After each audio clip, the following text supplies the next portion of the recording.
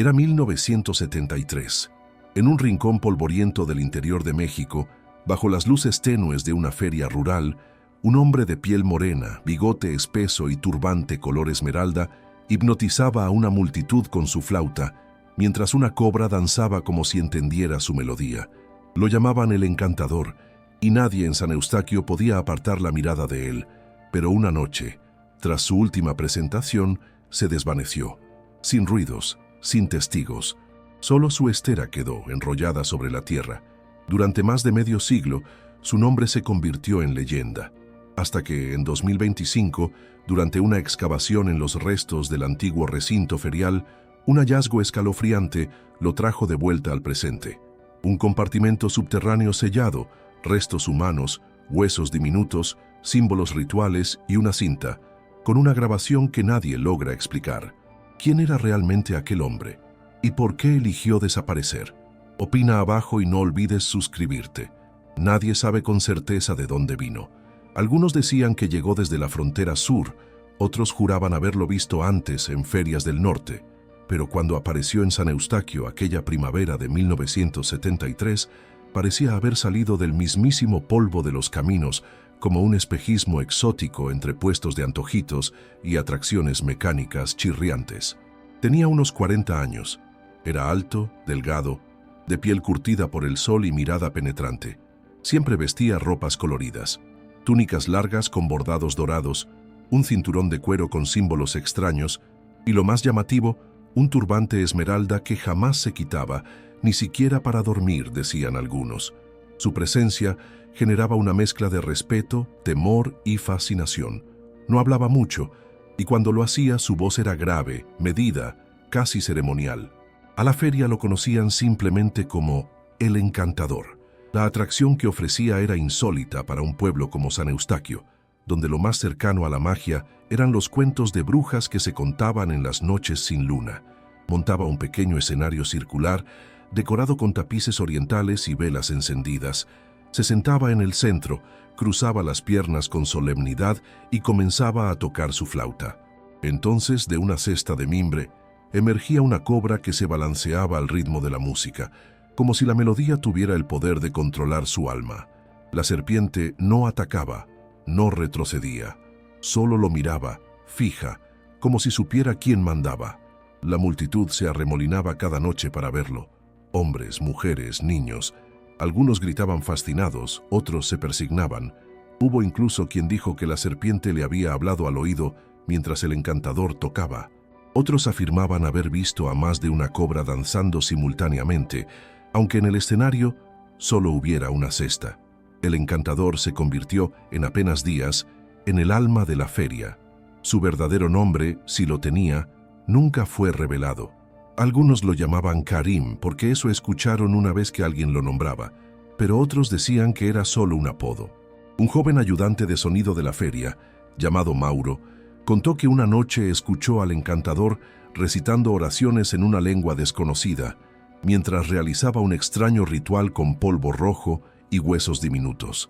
Lo que más le impactó fue que las cobras, había al menos 3 esa noche, parecían responder a sus palabras como si lo entendieran. No era un truco, decía Mauro. Esa noche vi algo que no puedo explicar. Los comerciantes de la feria lo trataban con respeto, pero con cierta distancia. Dormía solo en una carpa apartada, lejos del bullicio. Nunca se lo vio beber ni comer en público. Algunos decían que era vegetariano, otros aseguraban que practicaba ayunos de varios días. El dueño del recinto, don Sebastián Mondragón, decía que no importaba de dónde viniera ese hombre, mientras siguiera atrayendo al público como lo hacía. Y así fue. Durante 3 semanas la feria vivió su época dorada, con filas interminables frente al círculo del Encantador. Pero entonces ocurrió. Era la última noche del festival. La feria cerraría por temporada. Los comerciantes recogían sus cosas y algunos juegos ya estaban siendo desmontados. Aún así, la carpa del Encantador se mantenía en pie. Aquella noche, según contaron los presentes, su actuación fue distinta, más intensa. La melodía que tocó no era la habitual. Era más grave, más profunda, más antigua, como si cada nota fuera un eco de algo que se había tocado siglos atrás. La cobra danzaba con violencia, casi como si luchara con una fuerza invisible. Algunos se sintieron incómodos, otros hipnotizados. Una mujer se desmayó, un niño comenzó a llorar sin razón aparente, y entonces, de pronto, el espectáculo terminó. El encantador se inclinó, recogió su flauta, cubrió la cesta y desapareció tras las cortinas. Nadie lo vio salir. Nadie más lo volvió a ver.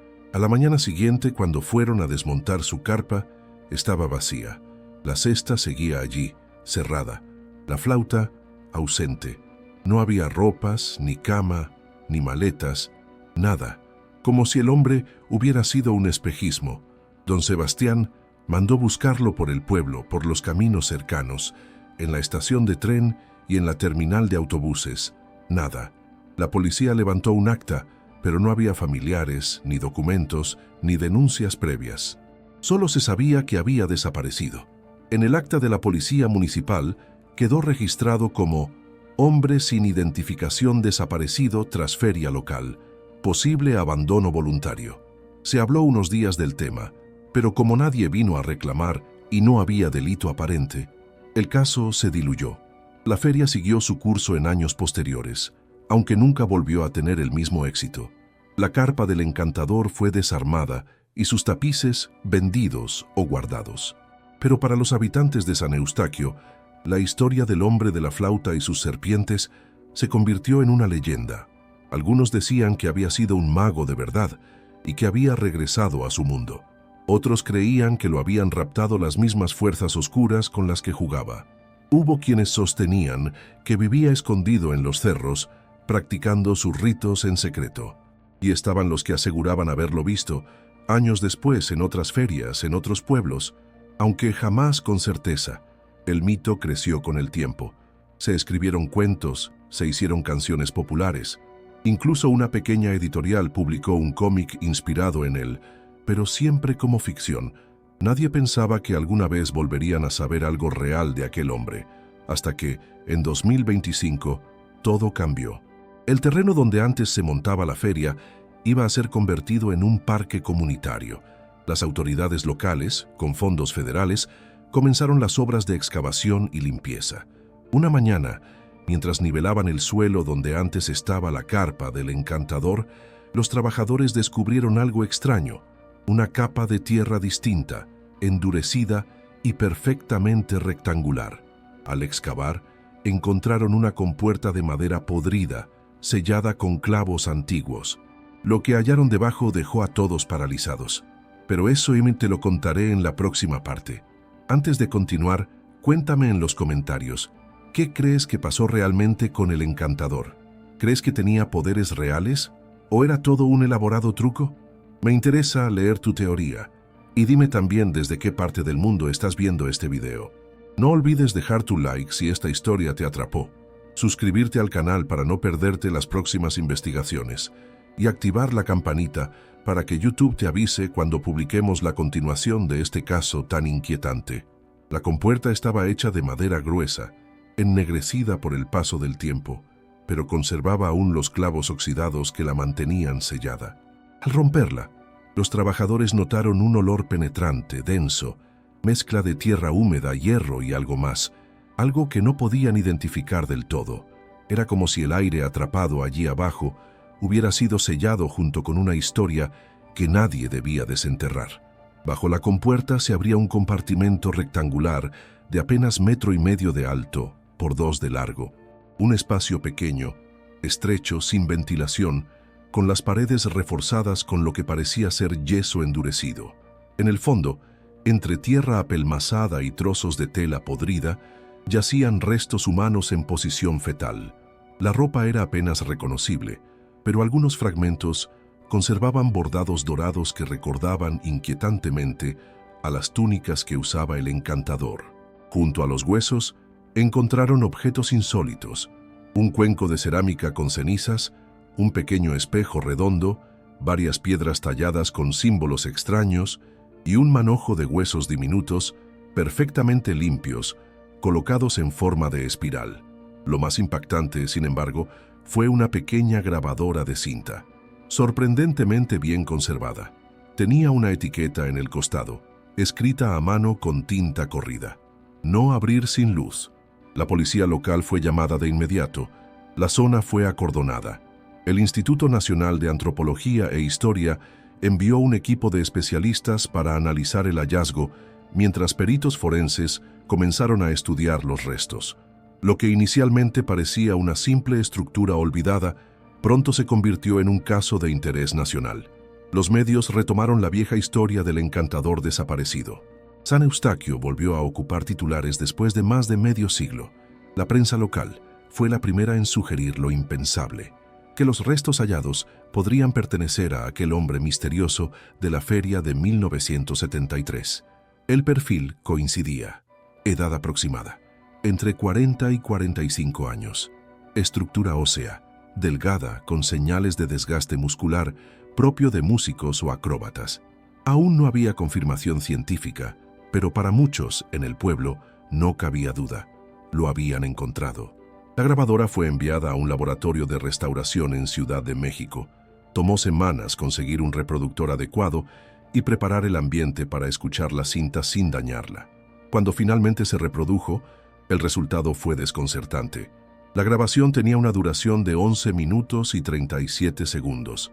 Comenzaba con el sonido de una melodía familiar, una flauta, tocada de forma lenta, melancólica. Era la misma melodía que tantos recordaban de los espectáculos del encantador. Luego, la música se interrumpía abruptamente, seguía un silencio largo, y después, una voz. La voz era profunda, pausada, como si costara esfuerzo hablar. No parecía hablada al público, sino más bien dirigida a sí mismo, como una confesión o un ritual. Mezclaba palabras en español con frases en otra lengua, posiblemente árabe o algún dialecto desconocido. Algunas frases podían distinguirse. El ciclo debe cerrarse. No hay camino de regreso. Ellas no me dejan ir. Quien escuche, que entienda. Lo más perturbador llegó hacia el final de la grabación. Sonidos secos, como respiraciones entrecortadas, golpes suaves en las paredes y finalmente un susurro claro, frío, que parecía provenir de alguien más. Una segunda voz que no se parecía en nada a la primera. Ya no estás solo. Los forenses determinaron que los restos humanos hallados no mostraban señales evidentes de violencia externa. No había fracturas ni heridas. Sin embargo, sí había signos de inanición prolongada, deshidratación y un marcado desgaste en las uñas, como si hubieran rascado contra una superficie dura. El cuerpo había permanecido en posición fetal, lo cual indicaba que no fue colocado allí, sino que la persona murió dentro del compartimento de forma voluntaria, o al menos sin oponer resistencia visible. El análisis del cabello conservado en uno de los pliegues de la tela reveló altos niveles de toxinas naturales, similares a las que producen algunas plantas usadas en rituales chamánicos. Además, se encontraron trazas de veneno de serpiente, en cantidades que no serían letales, pero sí podrían inducir estados alterados de conciencia. La combinación de todos estos elementos llevó a una hipótesis aún más inquietante. El encantador no fue asesinado, se encerró a sí mismo. ¿Por qué alguien haría eso? Durante la investigación, un testigo clave emergió del olvido. Mauro, el joven ayudante de sonido que había trabajado en la feria en 1973 y que ahora, con 68 años, vivía retirado en un pueblo cercano. Al enterarse del hallazgo, pidió declarar voluntariamente. Mauro relató que la noche antes de la desaparición había espiado al encantador a través de una rendija de la carpa. Lo vio preparando algo que no era parte del espectáculo habitual. Colocaba piedras alrededor de su estera en forma de espiral, encendía velas negras y recitaba frases mientras tocaba la flauta. A su alrededor, al menos 3 cobras lo rodeaban, pero no lo atacaban. Al contrario, parecían escuchar. Lo más perturbador fue que, al final del ritual, el encantador se arrodilló, colocó ambas manos sobre el suelo y murmuró: «Estoy listo. Llévenme». Mauro nunca contó esto a nadie. Dijo que en ese momento sintió un miedo tan profundo que huyó sin mirar atrás. Al día siguiente, al saber que había desaparecido, prefirió creer que se había marchado. Pero ahora, con el hallazgo, sus recuerdos cobraban otro sentido. Una antropóloga de Lina, especializada en rituales antiguos del Medio Oriente, fue consultada para interpretar los símbolos encontrados en el compartimento. Tras semanas de análisis, concluyó que los huesos dispuestos en espiral, los símbolos tallados en las piedras y los restos del polvo rojo coincidían con antiguos rituales de encierro voluntario para comunicación espiritual, una práctica rara, prohibida desde hace siglos, cuyo objetivo era crear una especie de puente entre mundos mediante la renuncia total del cuerpo físico. Según esta teoría, el encantador habría ejecutado un ritual de autoencierro con el fin de cruzar un umbral espiritual, acompañado por entidades no humanas, posiblemente las serpientes como símbolo o canal. La falta de alimento y agua no sería un descuido, sino parte del proceso. Morir no era el final, sino el paso necesario. Por supuesto, esta hipótesis fue duramente criticada por sectores académicos. Otros especialistas la tildaron de esotérica y carente de base científica. Pero los elementos estaban allí: la espiral, las toxinas, la grabación, el encierro y, lo más inquietante, la segunda voz al final de la cinta, que hasta ahora nadie ha podido explicar. La historia del encantador revivió con fuerza en todo el país. Canales de televisión, youtubers e investigadores independientes comenzaron a analizar la grabación, el ritual, los restos. Surgieron nuevas teorías: que había sido parte de una secta itinerante, que era un médium entrenado en algún país del sur de Asia, o incluso que era un espía desaparecido tras la Guerra Fría. Pero nadie ha podido explicar por qué eligió morir sellado en un compartimento, bajo tierra, sin dejar más testimonio que una cinta enigmática y un puñado de símbolos. ¿Y tú, qué crees? ¿Era un hombre con poderes verdaderos o un fanático de lo oculto que perdió la razón? ¿Fue una víctima o un elegido? Déjame tus teorías en los comentarios. Este caso sigue abierto, y cada hipótesis podría acercarnos un poco más a la verdad. ¿Desde dónde estás viendo este video? Me encantará saber desde qué rincón del mundo nos acompañas. Si esta historia te atrapó, no olvides dejar tu like, suscribirte al canal y activar la campanita para que no te pierdas la próxima parte de este misterio. Nos acercamos a las revelaciones más oscuras y aún hay más que descubrir. Tras el hallazgo, las autoridades locales intentaron mantener el orden mediático, pero era imposible. Lo que parecía el descubrimiento arqueológico de una estructura antigua, pronto se volvió una espiral mediática de misterio, controversia y teorías inquietantes. La investigación oficial quedó en manos de la Fiscalía General del Estado.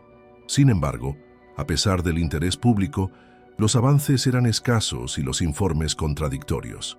El informe preliminar hablaba de encierro no forzado, sin signos de violencia física.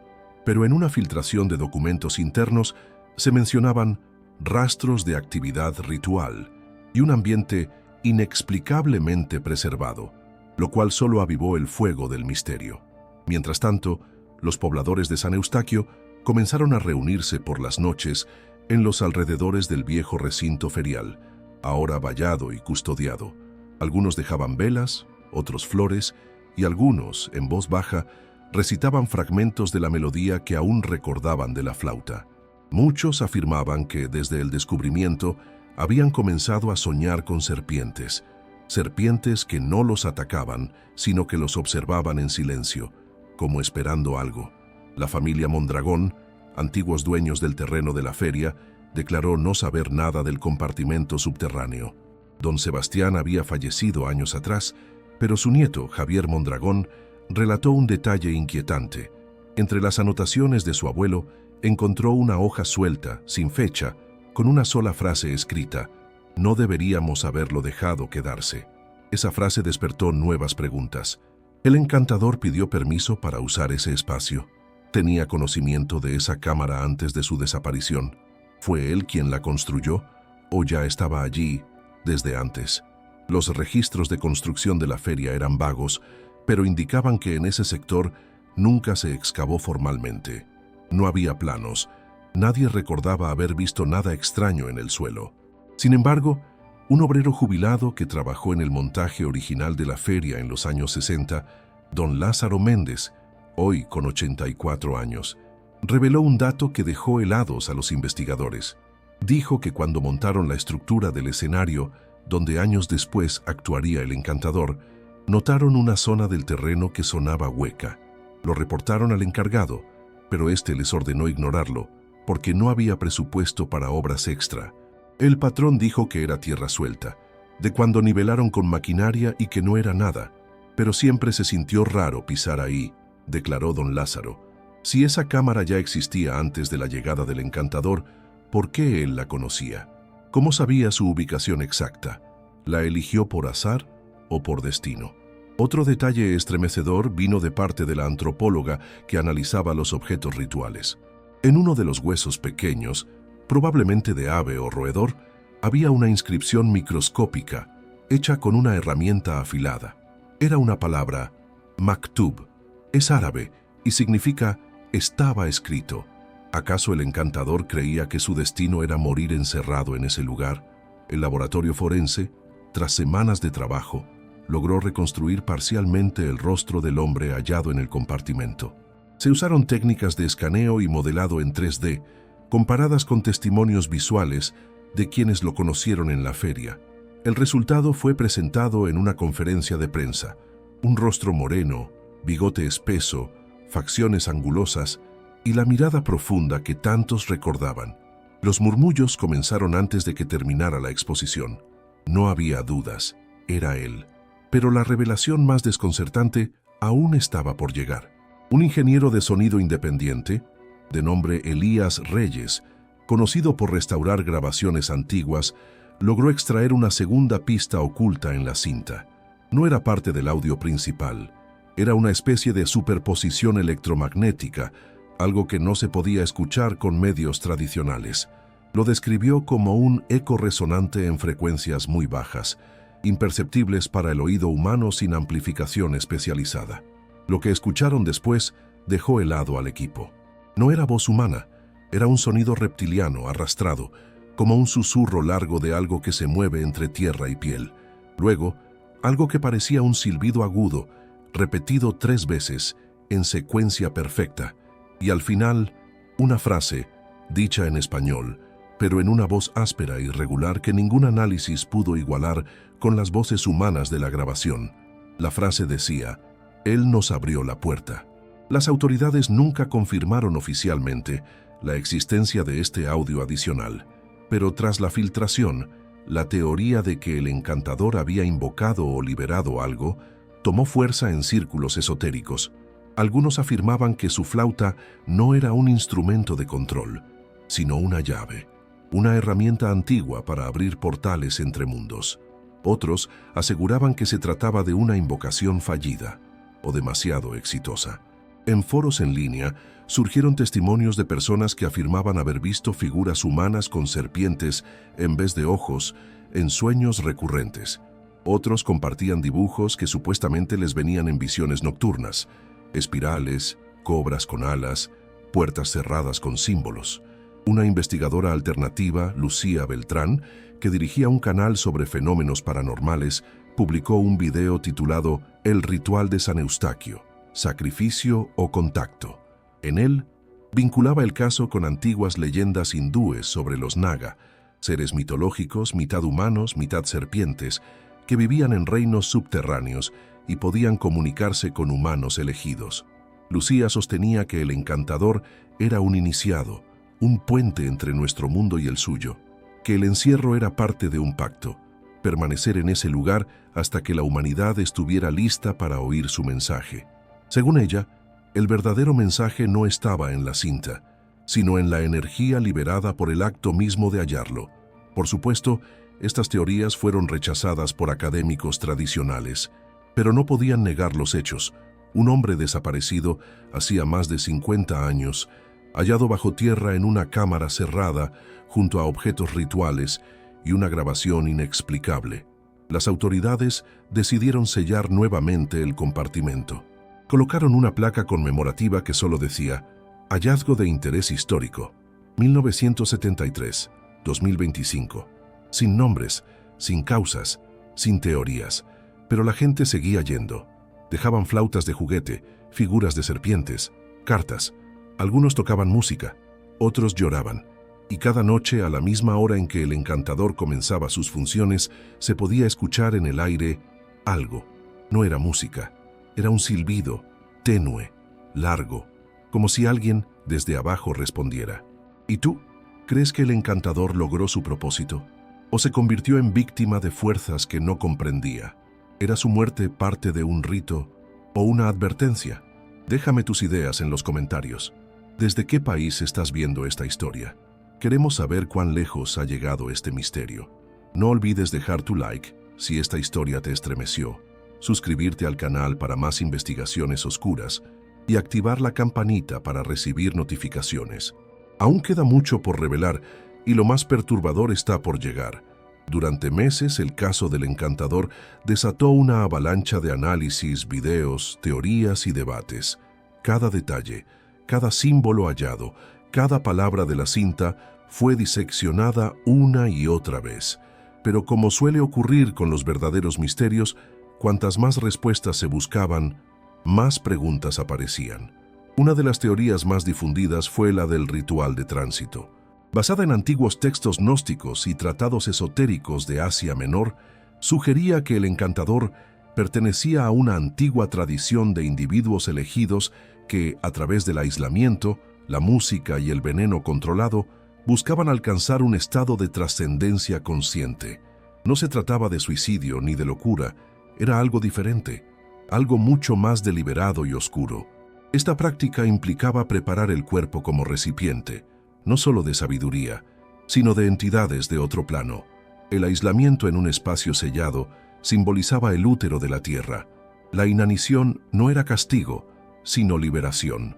Y la flauta era la voz del umbral. Bajo esta perspectiva, el encantador no murió, se convirtió. Otras voces más racionales apuntaron a una explicación menos mística. Sugirieron que el hombre había sufrido un episodio psicótico, inducido por drogas o venenos, tal vez por la exposición constante a toxinas de serpiente que le provocaron alucinaciones y delirios, que su encierro fue el resultado de una crisis mental no detectada, que lo que llamamos ritual no era más que la expresión simbólica de una mente quebrada. Pero esa hipótesis no explicaba los sonidos grabados, ni los símbolos de origen ancestral, ni los relatos coincidentes de sueños compartidos por personas sin contacto entre sí. Tampoco explicaba el eco resonante que muchos aseguraban escuchar aún hoy en las madrugadas, cerca del lugar donde lo hallaron. También surgió una tercera teoría, más siniestra.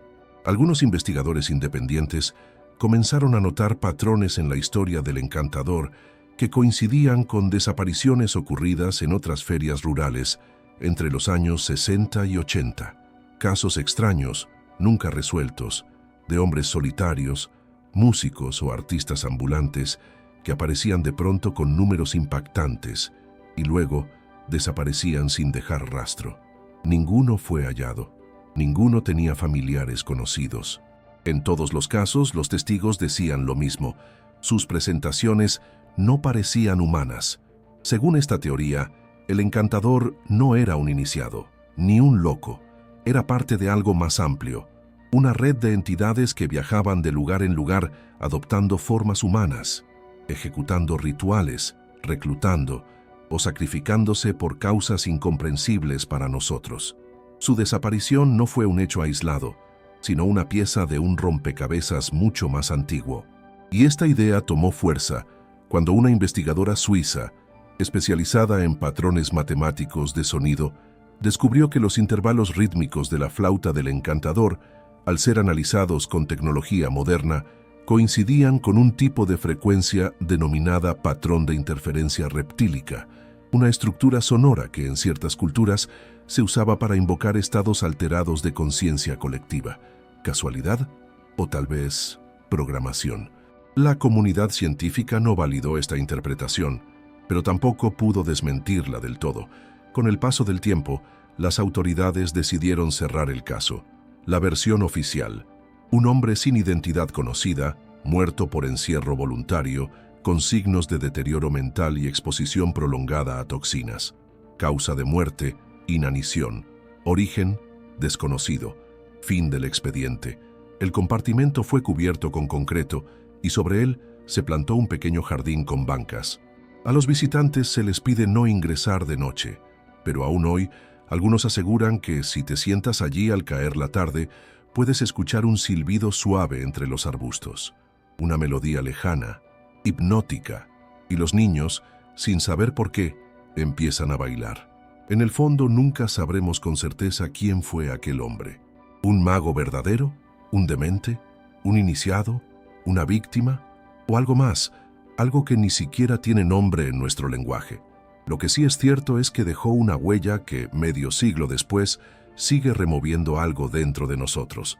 Un misterio tan profundo como los ojos de una serpiente que te observa en silencio.